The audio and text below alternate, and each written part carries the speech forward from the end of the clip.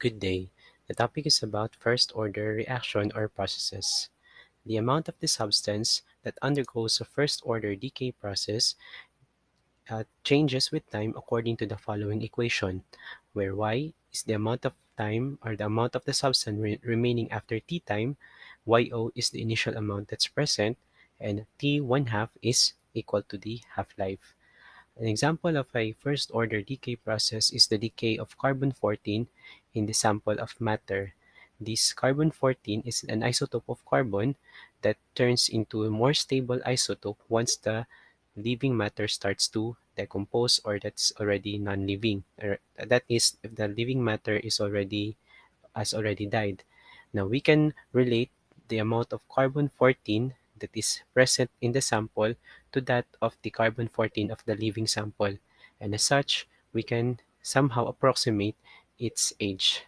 So let us suppose an artifact or a sample that is found to contain 0.186 disintegrations per second per gram of carbon-14. So we can say that this is also somehow the amount of carbon-14 that is contained in it at this particular time.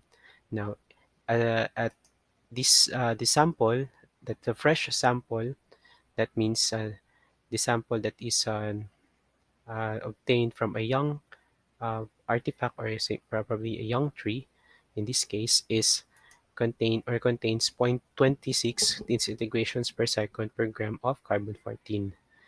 And we wish to find the age of the sample if the half-life of carbon-14 is known to be 5,730 years. So we will solve for this. The age as the time, or t, in the equation we have here, t over t 1/2. So our y here is 0.186, yo is 0.260, 1/2 raised to the power of t over 5,730. So all we have to do is to manipulate this equation to isolate t. So first is that we divide both equation sides by 0.260, and then we will take the natural logarithm of both sides to bring down t.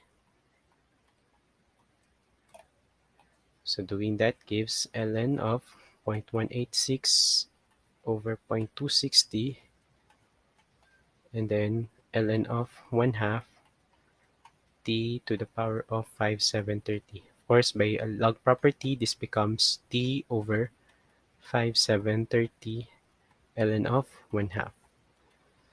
And now let us rearrange this to get t equals 5,730 times ln of 0.186 over 0.260 all over ln of 1/2. So all we have to do now is to solve this.